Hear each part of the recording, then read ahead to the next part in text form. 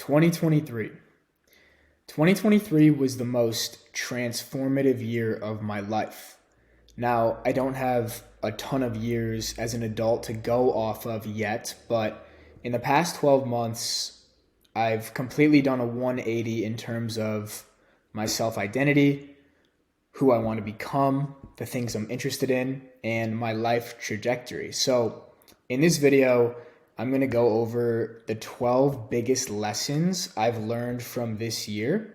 And it's going to be completely unedited, no script. I just have 12 bullet points with lessons, and I'll be diving deeper into these in a upcoming newsletter. So if you're interested in reading the blog post, the newsletter will be coming out on Friday, January 5th, 2024. And if you're watching this after, you can find the full blog post on my website, which will be linked down below in the description if you're interested in reading and having a little bit more of a succinct, clear, tangible way to understand what has transpired over the last year for me. But to give you a high-level overview of how much has changed in the last 12 months. So if I go back a year ago from today, so today is January 3rd, 2024, when I'm recording this.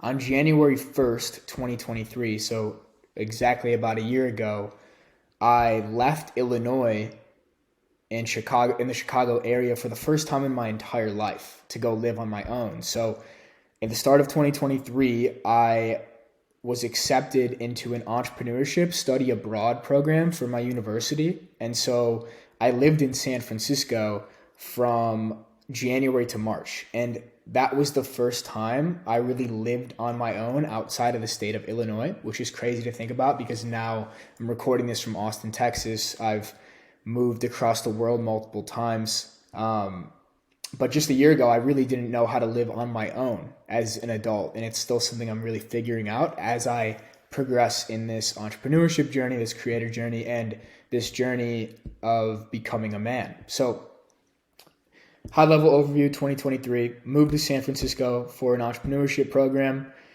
was really taking the online writing very seriously at the time. I grew from 1,000 to 8,000 followers in the month of January. I signed my first 2 full-time ghostwriting clients in the month of February. So that put me at from 0 to 4K a month, which completely changed the way I was viewing the world because in that moment, I realized I had a skill set to allow me to be independent and that I could make online money without necessarily completing a college degree. And so fast forward, middle of February, I pretty much stopped showing up to class. I started ditching all the class field trips, and I just invested all of my time and attention into growing my own brand and my own business. And a month later, I decided to leave school, take a break, move across the world to Buenos Aires with a really good friend I met in San Francisco, Matt Mick. Lived there for a couple of months, came back home, went on a family vacation to Greece, and then I moved to Costa Rica for a few months. Costa Rica was phenomenal. Met a bunch of amazing, fantastic people there, had a lot of transformative experiences, which I'll touch on in a little bit here. And decided then to move back home. So I moved back home from about September to January. So went back home, was living with the parents, really grinded and locked into a monk mode, like 4:30 a.m. wake ups, just like absolutely focused, dialed in. Not much external fun for a little bit, but that was pre-planned and intentional. So all that being said, in a year, I've gone from a junior in college who didn't really know what he was going to do with his life, kind of expecting to go and work a consulting or finance job, maybe a psychology job, I wasn't sure, to now leaving college, 99% sure I will not go back, building a full-time creator business, growing an audience of 27,000 followers-ish across platforms, and working with the people I used to look up to at the start of this game within Cortex, like Dan Coe, Joey Justice, etc. So a lot has happened in this past year. I've changed a lot as a person, and people in my close circle and close life will be able to tell you that firsthand.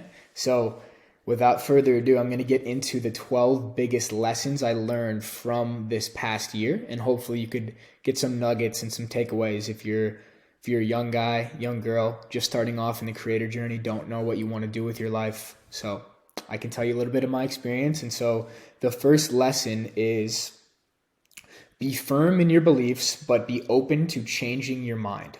And so this principle is so important for me, and it's actually a principle, coincidentally, that I learned in San Francisco from a lot of these startup tech founders, right? They always had this belief. They would repeat it to us. They would say, strong beliefs loosely held. And so what that means is you need conviction about your path and your beliefs and what you want to do with your life. But if circumstances change, you adopt a new belief. Be quick and open to discarding old limiting beliefs for new empowering beliefs. And so how I put this into practice was when I started in this creator game, September of 2022, I had a few people say to me, you should drop out of college. And when they said that, my mind instantly closed. I said, I'm at a top 10 university.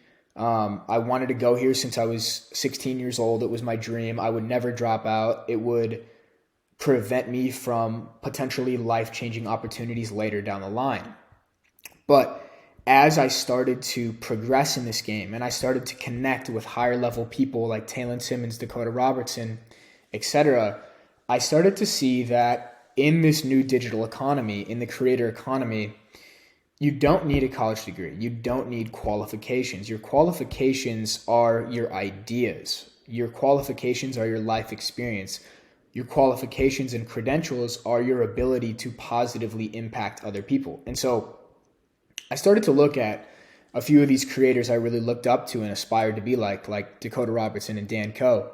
And they were both college dropouts. And I found that very interesting. And so my mind started to open to the possibility of another path. And so going back to around February of 2023, when I signed my first 2 ghostwriting clients and was making $4K a month, I began to see the only bottleneck to growing my own brand, growing my own business, and scaling my business. At the time, I thought I wanted to scale a ghostwriting agency. I don't anymore, and I can get into that later as well.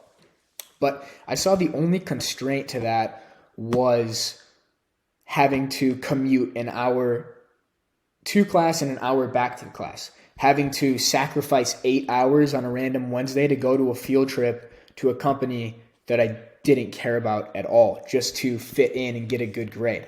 I had to sacrifice writing my own content and writing my own work that was actually going to impact my business and brand for having to spend 4 hours working on a group project to get a grade. And I just instantly saw that college was not providing me the same level of real world experience, and it was not teaching me as much as I was learning in the creator economy, actually doing the work. And that's a big problem I have now with the educational system. I think there's a lot of great things I learned from college, a lot of great people I met, and I think the social aspect is the most powerful aspect of the college experience. However, it's so theoretical, it's so abstract. There's no tangible experience with reality. And what I've seen throughout this year in the creator economy is that experience is the best teacher.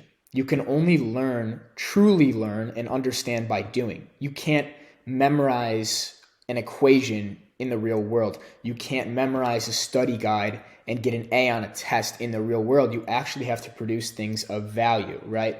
And so that's a little bit of a tangent, but once I started making a full-time income online, I was reading a book at the time called Not a Life Coach by one of my favorite writers and creators named James Smith. I definitely recommend checking him out. And he has a lot of unconventional beliefs there about what success really looks like and how success is really only an individual metric, right? When people try to impose their idea of success onto you, they're just trying to justify their worldview. They're just trying to justify their life decisions. But only you know the definition of success for yourself. And so once I started to grapple with this idea of like, what do I actually want out of life? What is going to make me happy?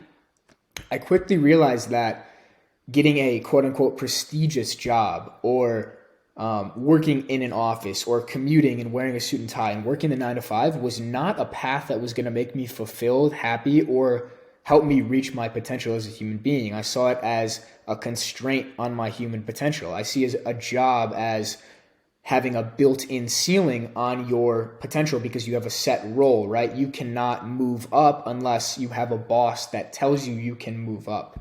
Whereas in entrepreneurship, you create your own promotions. The only bottleneck on your progress is your skills and your beliefs and your ideas. And so entrepreneurship, in my eyes, is one of, if not the only mechanism in the modern world for self-actualization. I don't think you can self-actualize in a 9 to 5 job. Now, it's not to say that it can't be a stepping stone to doing your own thing, which I think that is completely valid, especially if you've not found out about this side of the internet, not found out about entrepreneurship until after college.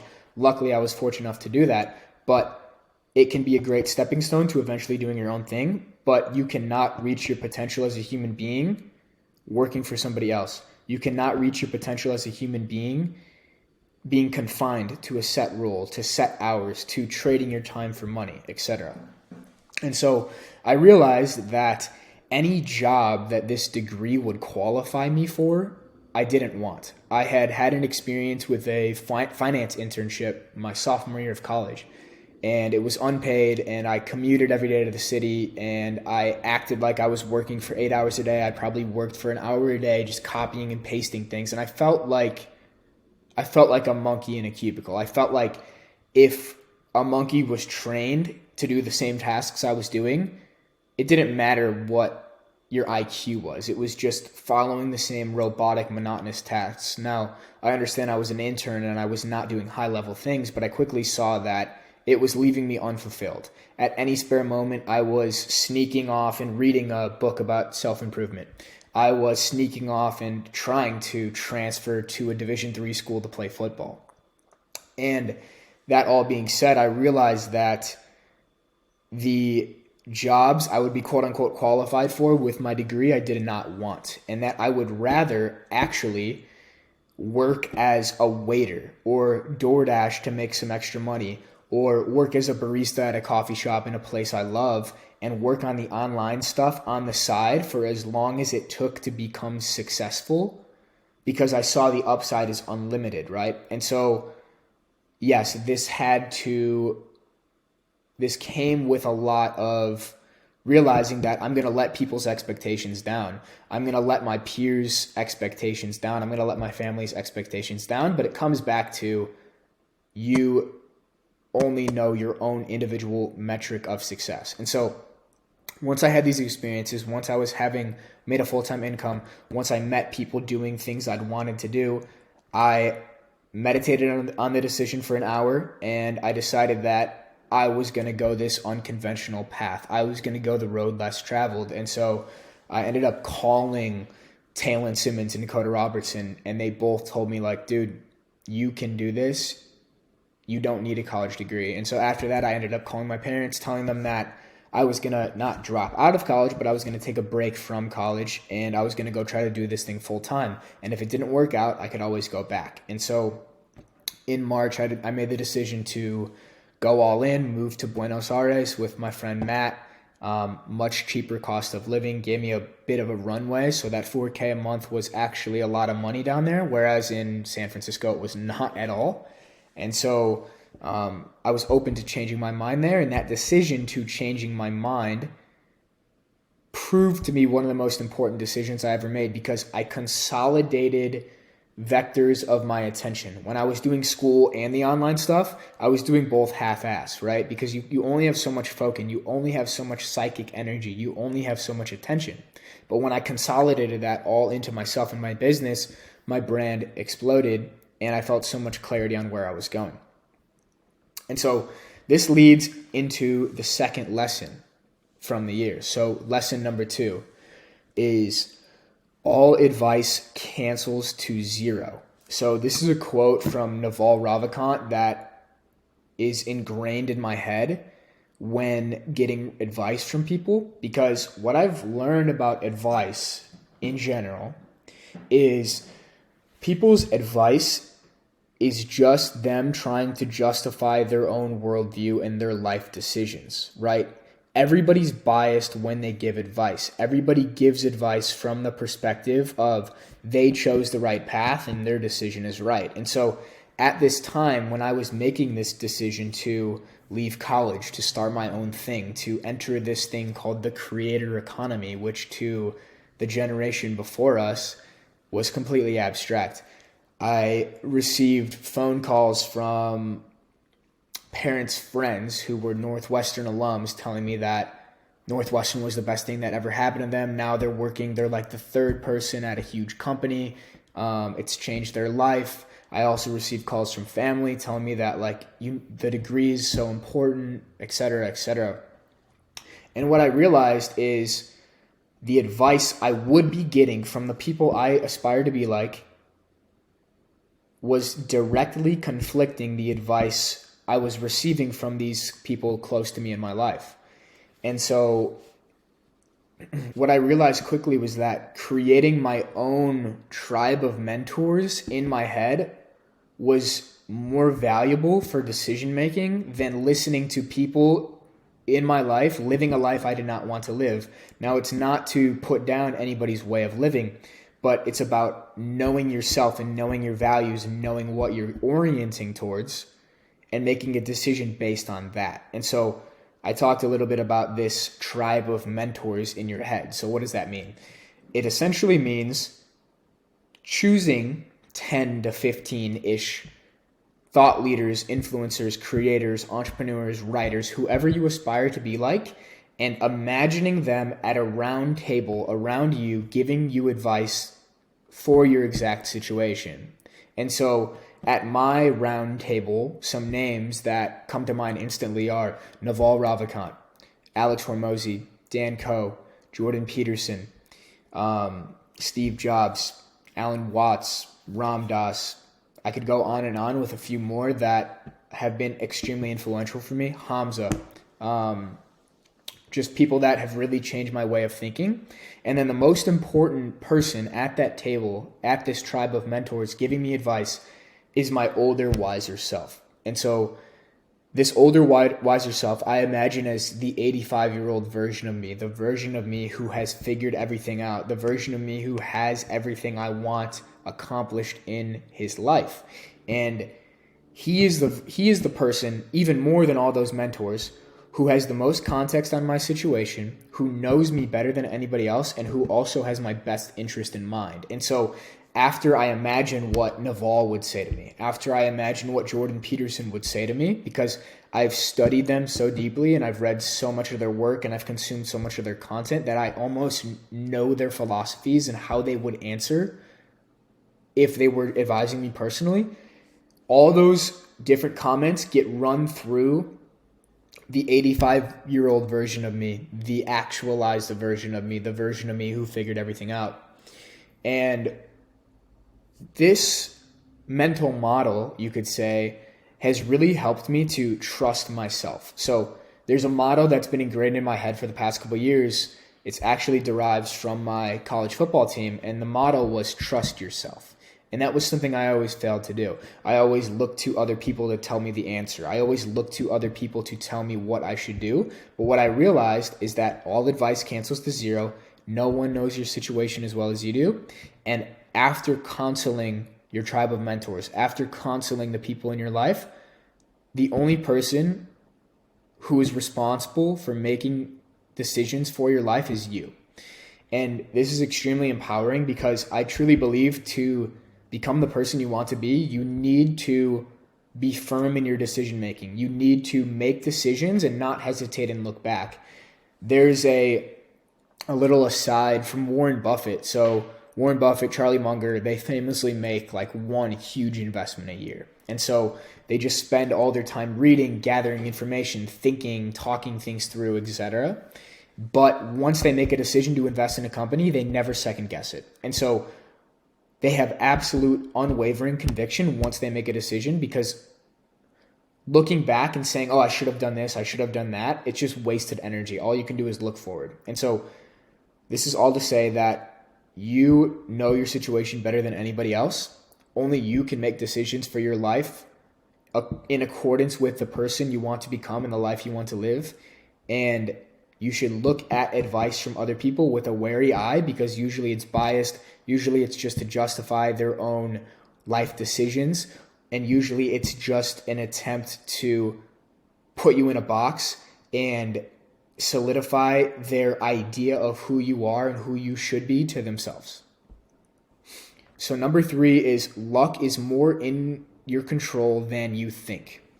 And so this also stems from an idea from Naval about the 4 different types of luck. So most people just think about luck as blind luck, and that's the first type of luck. So blind luck is a chance occurrence. You walk down the street, you pick up a $100 bill, you're lucky. You play the lottery and you win the lottery, that's lucky, right? But in the modern world, with technology and the internet and action, there are actually 3 other types of luck.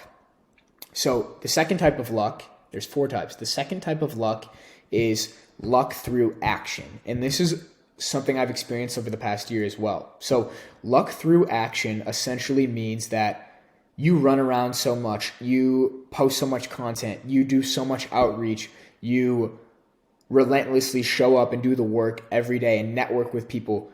You create so much action and energy that you increase the likelihood that a lucky occurrence comes to you, right? And so a couple ways that I've done this was back in January of this year when I was just starting, when I grew from 1,000 to 8,000 followers on Twitter.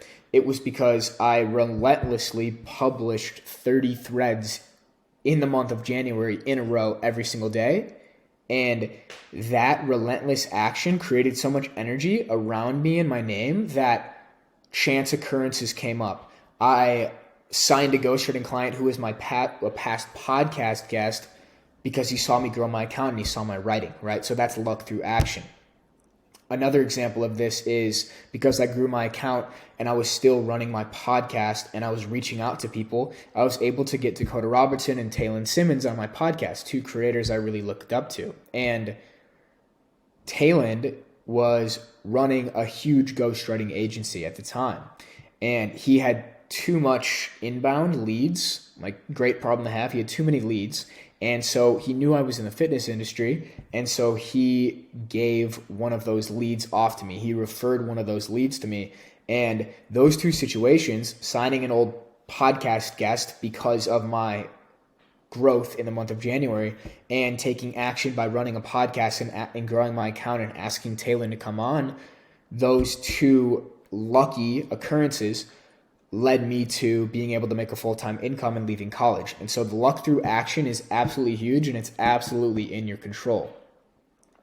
The third type of luck is spotting luck. So this is when you have so much specific knowledge about an industry, about a niche, about a topic, that you can spot opportunities in the market when most people can't see them. And so around this time of January 2023, I networked with a ton of people. I was consuming content about the creator economy and Twitter growth relentlessly. And so I was able to identify an opportunity to make massive progress. And doing that was writing those 30 threads in the month of January with a paid growth strategy implemented.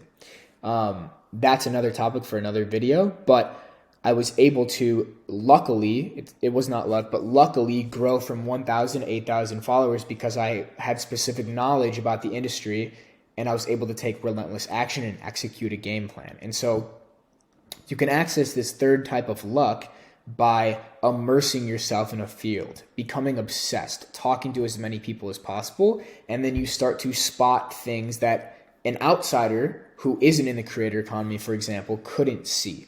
And you do this enough over time, you create so much specific knowledge that you can identify trends before anybody else can see them, and you can make more progress than anybody else can. The fourth and final type of luck is creating a unique character or being a unique persona where luck finds you. And so, for example, this could look like an example that Naval Ravikant gives is if you're the best underwater deep sea diver in the world and somebody finds a gold necklace at the bottom of the ocean, they will call you to go retrieve that gold necklace and give you a massive cut of the profits from selling that gold necklace. And so you get lucky in that situation because you are the best in the world at what you do, and you have a unique character where people know you as the authority in that field. And so I've seen this happen sporadically throughout this year. One example I can give is with Cortex. So Cortex is a software that Dan Coe, one of my favorite creators and somebody I really look up to, is founding. And a few months back, they were looking for a writer for Cortex and an educator for their mastermind program. And because I had previously joined Justin Scott's academy, proven my competency, had great results, and shown that I was a capable writer and really understood the space at a deep level, they reached out to me to help them with Cortex. And so I created this unique character through building a personal brand, through doubling down on my talents and skill set, which is writing and consulting, that they reached out to me. And so this all goes to say that you can set yourself up for situations and opportunities to get lucky simply by stepping into the arena, right? Let's use the creator economy as an example because it's what my brand is around. So when you're out of the arena of the creator economy, you're closed off from the last three types of luck. You're closed off from luck through action. You're closed off from luck through spotting opportunities because you don't have specific knowledge. And you're closed off from creating a unique character with your personal brand where luck finds you. The only option you have to get lucky is blind luck, which is out of your control. But when you step into the arena, you gain access to those 4 different types of luck, which is extremely powerful. And what's even more powerful is not as many people are playing this game as you may think. It may look from the outside, or if you're just starting off, that there's so many creators out there, everybody's fighting for attention, etc. But I want you to ask yourself, if you look in your personal life, how many people are creators? How many people are entrepreneurs? Not many. The odds are maybe 1 or 2 people you know are doing something like this. And so I would argue it's actually more competitive to go the conventional path because that's what everybody's doing, right? There's not as many people in this arena as you think. And when you step into the arena, you gain access to opportunities to get lucky. Number 4, burnout is often just misalignment. So as a productivity coach, performance coach, etc., I used to really stress on my clients to make sure you're resting, make sure you're recharging, make sure you're stepping away from your work, right? You don't want to burn out. I've been there before, it sucks. And what I've realized is when the work you're doing is aligned with your highest self and aligned with your true nature, burnout almost fails to exist. And I'll give a tangible example here. So when I was living in Argentina, around the 2nd month, I was still ghostwriting. I had hit a new high month. I signed 3 clients. I was at $7,000 a month, but I felt utterly burnt out. I didn't want to get out of bed in the morning. I had no motivation to eat clean. I was eating shit food. I was escaping into weed and watching NBA highlights like any spare moment. I let up on the gym. I let up on my health, etc. And the reason is because I was not building something in alignment with my purpose. I had no idea of my purpose. My purpose before moving to Argentina was always escaping the 9-to-5 before I got in and building a life of freedom. And I accomplished that. I moved through that layer of my purpose. But once I got to Argentina and I was through that layer of my purpose, I failed to identify the next step, the next layer of my purpose to pursue. And so I started drowning in pleasure, essentially. And so what I've realized now is fast forward 7 months when I've launched my first cohort, I was working about 10 times as much and 10 times as hard launching that cohort than I ever was as a ghostwriter in Argentina, but I never burnt out of it, right? I was actually energized by it. I was actually looking forward to working 12-hour days when I had to. And the reason was because the work was aligned with my layer of purpose. I've identified my new layer of purpose to be helping other people who are in a situation like myself, whether it be the 9 to 5 or like college, who want to build a life of freedom for themselves. And creating this curriculum, creating this cohort was aligned with that layer of my purpose. Now, as I progress, new layers of my purpose will have to emerge. But the point is, when the work is aligned with your true nature and the work is aligned with your purpose, burnout is not real. It's just you do the work because it's what you do. You wouldn't rather do anything else. So that all goes to say, if you're struggling with burnout, it's often just misalignment, and it can be really helpful to take a step back, take a week off if you can, take a weekend off, and just go think. So full transparency, the way I was able to identify my new layer of purpose was after I moved home from Argentina. I got fairly homesick. I was burnt out. I needed to recharge. I got home, and the first weekend I was home, my family was gone. I can't remember exactly where they were, but they were gone for the weekend. And so I decided to take LSD and deeply introspect on why I was so misaligned, why I had fallen off the path, and where I should be going. And through that day, I walked around in a forest preserve for about 12 hours and just thought. And you don't need psychedelics to do this. Let me make that clear. You don't need psychedelics to do this.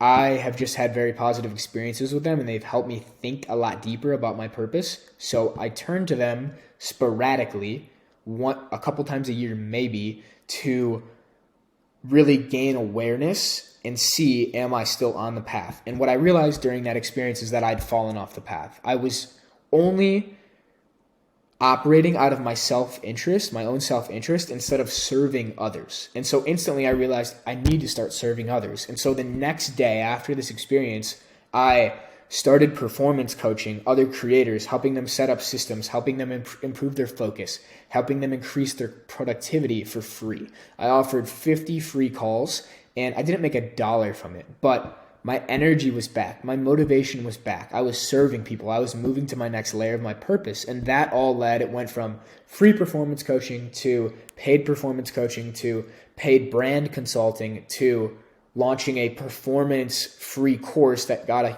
ton of reception to launching my first cohort based around performance and brand consulting, the intersection of those two things. And so the point is, if you feel burnt out, if you feel lost, find a way to realign yourself. Find a way to self-reflect. Point number 5 is long-term thinking requires operating from abundance. Now, something I've noticed through observation, through listening to podcasts of the top entrepreneurs, the top creators, is they are able to think in longer-term time horizons than anybody else. They are not thinking as much about the day-to-day while they're still dominating the day-to-day. They're thinking 3 to 5 years in advance, right? They're playing chess. They're playing 4D chess, whereas most people are living in this month-to-month scarcity, and they fail to think beyond the next month. All that's in their mind is, how am I going to pay rent, right? And if we think about Maslow's hierarchy of needs, they're in the second tier of the triangle, right? Of the pyramid. They're in the survival stage, right? Whereas the top layer of the pyramid, self-actualization, your highest self, your highest potential, can only come once you have all these survival needs met. And so when you're operating from scarcity, you cannot think about your potential. You cannot think in long-term time horizons. And so this was a big reason I decided to move back home with my parents after living in Costa Rica for 2 months, because yes, I was making about $4,000 to $5,000 a month in Costa Rica, but after taxes, rent, food, travel, every month I was like barely breaking even, if not actually losing money. And so I was so stressed in the day-to-day, I wasn't able to see beyond the next week or the next month. So when I went home, and now parents have the house, I don't need to pay rent. Parents have the food, I don't need to pay for food. I don't have to think so much in terms of how am I going to get the next client? How am I going to make sure I can pay rent? I can start to strategize and think in longer term time horizons. And so what happened is I started ideating my peak performance primer course. I started ideating my cohort. I started ideating a book. These were thoughts I was not able to have when I was operating from scarcity. And to drive this point home, a few weeks after I got home, I was let go by my 2 ghostwriting clients that were providing me $4K a month. And so my income dropped to close to zero for a period of time. Now, if I was out traveling, if I was out living on my own, that would have sent me into flight or flight. That would have sent me into scarcity mode. But because I was at home and I was still able to operate from abundance, I was able to say, okay, this happened. What am I going to do to solve it? And the game plan was launch the best performance course in the creator economy for free and launch a cohort on the back end of that and use that to create enough income and cash flow to go move out again. And so that's exactly what happened. And coincidentally, a week after I was let go by the 2 ghostwriting clients, I was asked to join Cortex, which essentially replaced that income. So it's all goes to say, if you're young, if you're not young, it still applies. Find a way where you can operate from abundance because it'll help you think in longer term time horizons. It'll let you be patient. It'll let you play chess, not checkers. So if you're young, there's no shame in going home and living with your parents. I was actually inspired by a huge YouTuber, Hamza, to go home because he went home at 25 years old with 3 million YouTube subscribers to realign. And I was like, if he can go home, I can go home. It's not that big of a hit to my ego. So if you're young, there's no shame in going home. If you're young or if you're not young, there's no shame in having a job. There's no shame in having some type of stable income because that's going to allow you to think bigger and think in longer term time horizons. Number 6 is the greatest productivity hack in the world is a project and a public deadline. Now, I've realized this more than ever in the past couple months that announcing you're going to do something publicly, having people excited for it, having people even potentially buying a product, a cohort, a course from you is the greatest forcing function to take massive action in the world of entrepreneurship. And so how I've applied this was, I believe it was November 6th. I announced publicly that I was going to release my free performance course, the Peak Performance Primer, on November 13th. Now, at the time, I had no slides built. I had no videos recorded.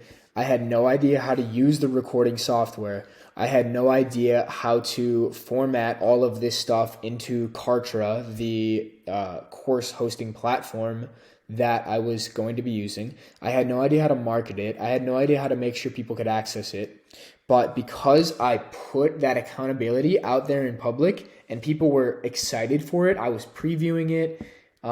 They were waiting for it. I had no idea but to get the work done. And so that week was when I realized that my work capacity was so much higher than I previously thought.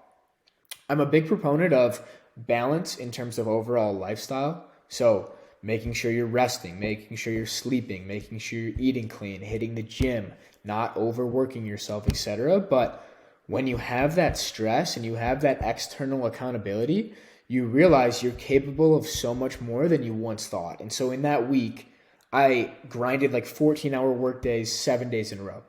I didn't know I was capable of that. And it's not something I want to do or sustain for the long run. It's not the lifestyle I want to live or design.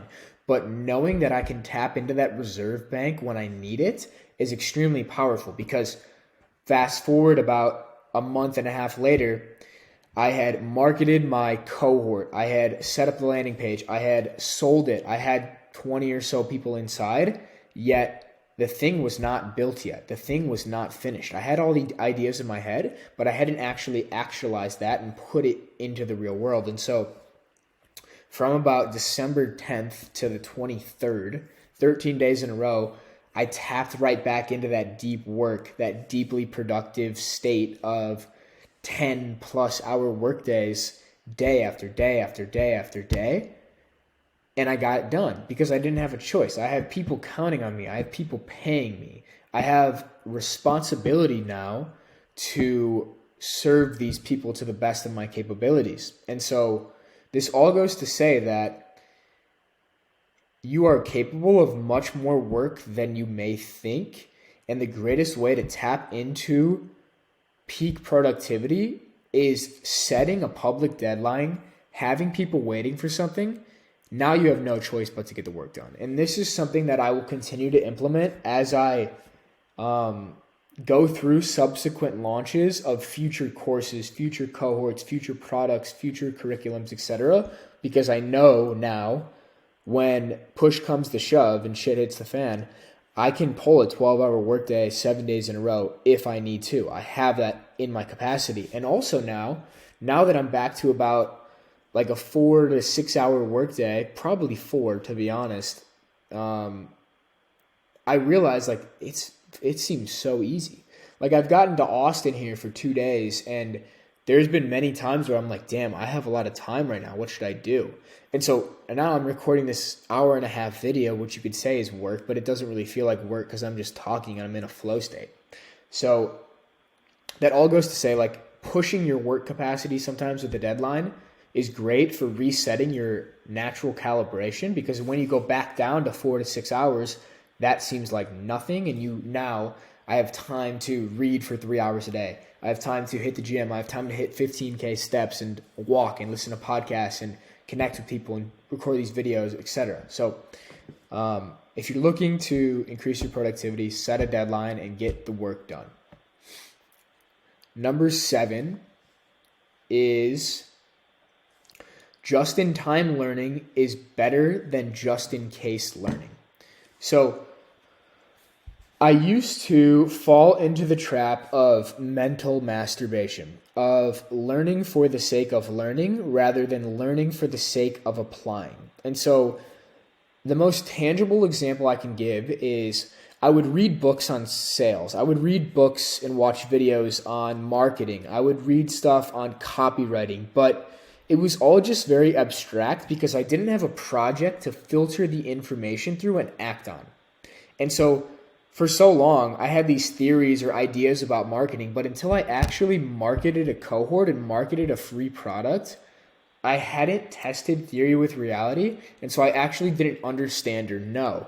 And in the month or two of marketing my cohort, having honestly very little idea what the hell I was doing and figuring things out as I went, I learned more in that 6 weeks or so of marketing the cohort than I did in the past year of learning marketing or taking a marketing class in college or anything like that. And so the point of this one is you need a project.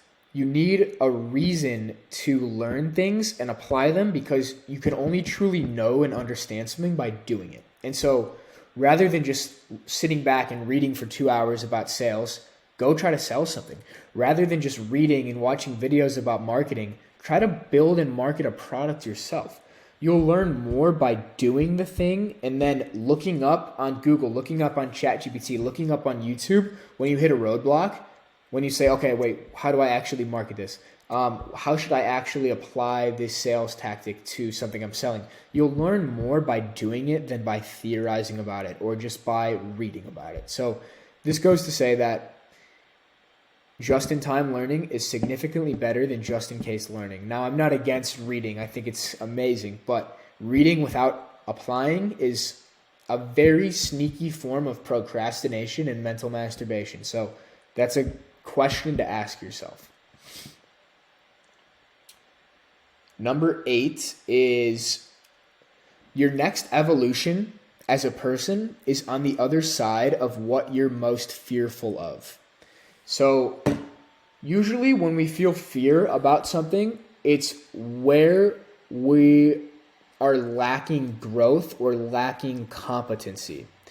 And so I can look at this as a few different ways over this past year. And so when I originally set this goal in September of launching a free product and a cohort under my own name, I was terrified. I was like, I have no idea what I'm doing. I don't know how to build a product. I don't know how to market it. I don't know if anybody would be interested in it. it feels like way too much work. I'm not ready. Like these are limiting beliefs everybody has. And so seeing through them and realizing that those are just not real, they're just beliefs, you realize that the fear is actually an indication of where you should move forward. And having a little bit of a fear or anxiety around a goal pursuit is actually good because it means you're pushing your limits. It means you're pushing your comfort zone. And so if you don't feel fearful about where you're headed or a project or a goal, you're probably not striving enough. You're probably not thinking enough. Number 9 is you build confidence by sticking to your word and stacking small wins every day. And so I'm going to apply this lesson to something outside of the creator economy. I'm going to apply it to social confidence and social situations, especially with girls. So at the start of this year, when I was living in San Francisco, I had horrible social anxiety. The idea of like talking to a girl in public or going up to her or just like saying hi and asking for her name was absolutely terrifying for me. And so I remember on multiple occasions, I would actually like make myself like walk around the mall in San Francisco where I lived and like try to go approach girls. And like half the days I would end up leaving without saying hi to anybody, feeling like shit about it, and going home and saying I can never talk to girls, etc.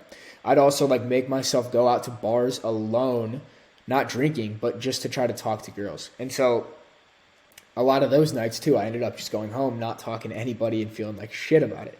And so what I realized is I was trying to run a marathon in my eyes without having first ran a mile. And so what I started to do to build this social confidence was starting really small. When I went to a coffee shop and the barista said hi, instead of just ordering the coffee and not saying another word, having a small little conversation, saying, how are you? Like, how's your day? Like, how long have you been working here? Just little questions like that. And then leaving those little interactions with a waiter, with a waitress, with a barista at the coffee shop, with somebody on the train, whatever. Leaving those small situations with not much stakes involved, with a win, walking away saying, damn, I crushed that interaction, or damn, she was cool, or damn, like, I actually said something.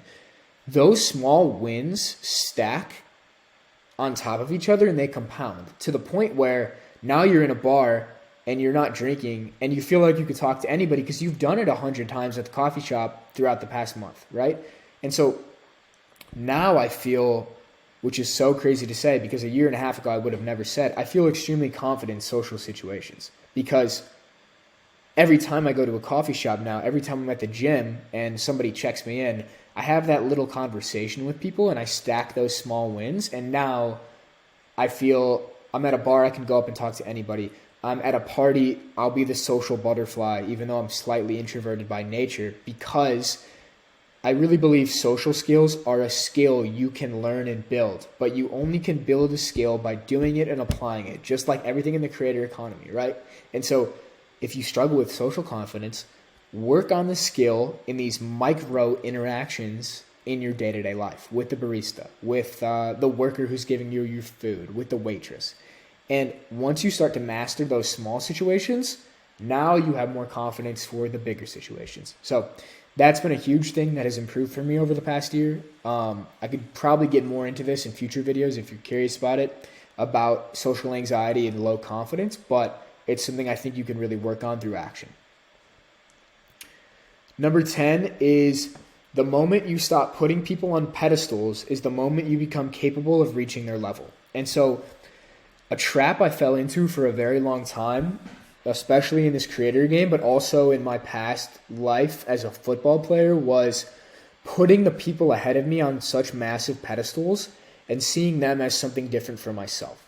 And what that would do is that would harm my self-confidence. So in football, when I interacted with the starters, I always thought, oh, they're way better than me. They don't want to hear what I have to say. They don't care about my opinions. They don't care about me as a human being. In the creator economy, when I looked up to these people and put them on pedestals and saw people launching products, launching books, launching cohorts, etc., I always thought, okay, I'm not at their level yet. I'm not ready. Once I'm ready, then I'll do it, which is the biggest limiting belief ever because you're never going to be ready. You're never going to feel ready. You have to move forward despite how you feel. You have to.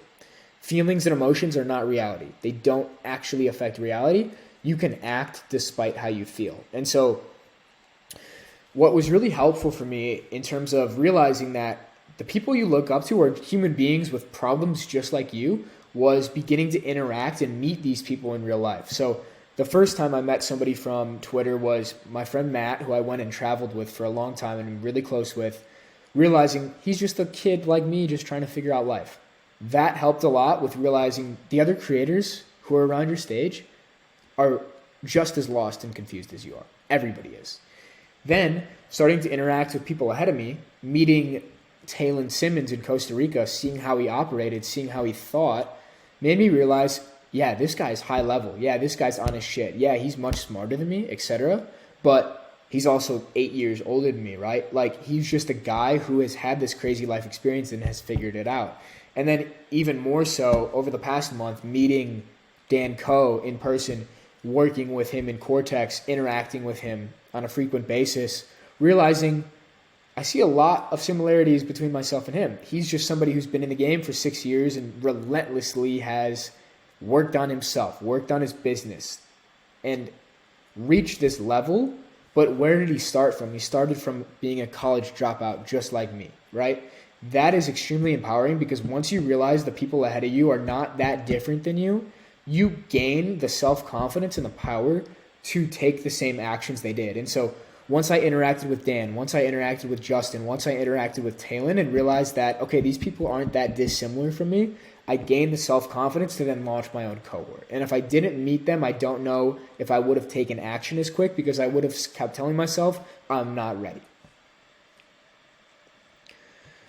Number 11 is you are your best guru. All of the answers are inside of you. You just need to make space to listen. And so this point really, in complete honesty and transparency, really stems from my psychedelic experiences. So before I had had any psychedelic experiences, I thought that taking psychedelics would give you an out-of-body experience, would tell you things you didn't know about yourself, would whisper voices in your head, especially with ayahuasca. But my experiences were very different. Every time I'd taken psychedelics, I've gone deeper inward to my deepest knowingness and my deepest intuition than I ever had before. And so I leave these experiences with new insights about who I am, my purpose, where I'm going in life, how I'm going to get there, not from some external entity telling me the answers, but realizing that the answers are already inside of you. And so you don't need psychedelics to do this, although they can be powerful to enhance this. You can make space, and you need to make space to listen to yourself and your intuition by carving out time frequently, daily, to self-reflect, to look within, to journal, to meditate, to go on a walk without headphones, plug out from podcasts, plug out from YouTube, plug out from music. You already know what these people are going to say. You know what Jordan Peterson thinks. You know what Dan Coe thinks. You know what Naval thinks. What do you think? What do you think about your situation? Like I've said earlier about advice, you know your situation, where you want to go, your context, your life better than anybody else. And so when you have your future self in mind, the person you want to become, you are capable of giving yourself better advice than anybody else could. Sure, people can drop you nuggets. Sure, people can offer you insight. But you are your own greatest guru. You need to unplug and make space to listen. And it doesn't mean just making space to listen for the good things. It means making space to listen for the demons, for the dark parts of yourself, the parts that, oh, I don't want to hear that. I'm going to just put it in a podcast and not think about it. No, sit with that shit. Sit with it, internalize it, integrate with it, right? You're only going to really know yourself and become the person you want to be by listening to yourself across the entire emotional spectrum. You can't pick and choose. So the point of this is, you know yourself better than anybody else. You need to make space to listen to yourself.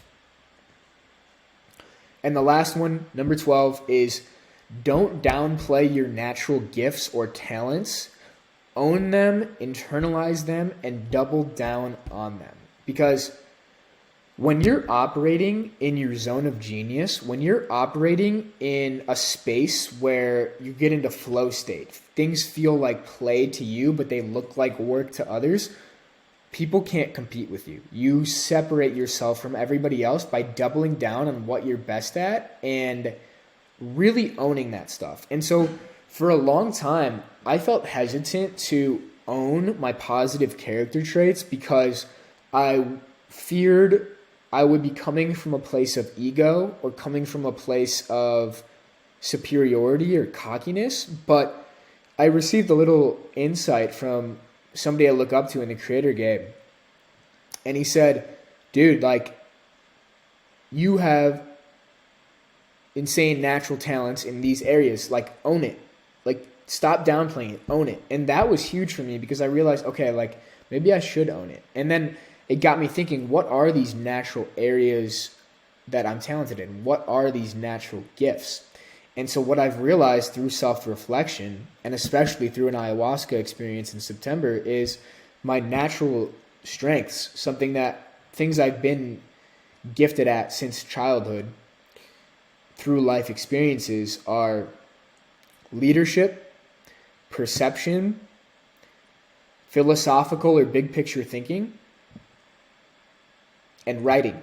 And those 4 things separate me from other people when I double down on them and own them. And so for you, what are you naturally gifted at? What gets you into flow state like nothing else? What is something that looks like work to other people but feels like play to you? What's something you were doing naturally as a kid, effortlessly? What is a character trait you had to cultivate as a kid to survive your social identity that you can transfer into your work now?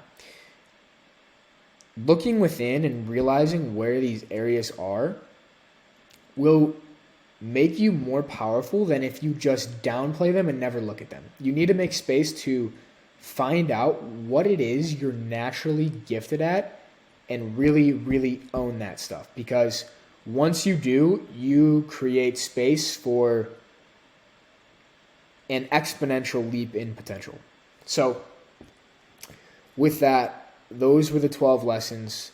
If you made it to the end, I'm very surprised, but I really appreciate you listening to the end. I'll be writing a blog post about this as well. That will be going out on my newsletter. So if you want to sign up for the newsletter, you can subscribe in the description below. And if you would like to read this blog post online, as well as any of my other blog posts, you can click the link in the description that says jackmoses.co/blog. So with that, I want to thank you for listening and staying until the end. This year has been insane. I can't wait to see what 2024 is going to bring and beyond. Hopefully someday I'll have an editor. This will be much cleaner. I won't be recording just off my computer and with a $45 mic, but I want to build a skill of speaking. And I want to share my experiences with people maybe a few steps behind me. So with that, I appreciate you. If you're watching on YouTube, if you could like, subscribe, all that stuff. Thank you, and peace.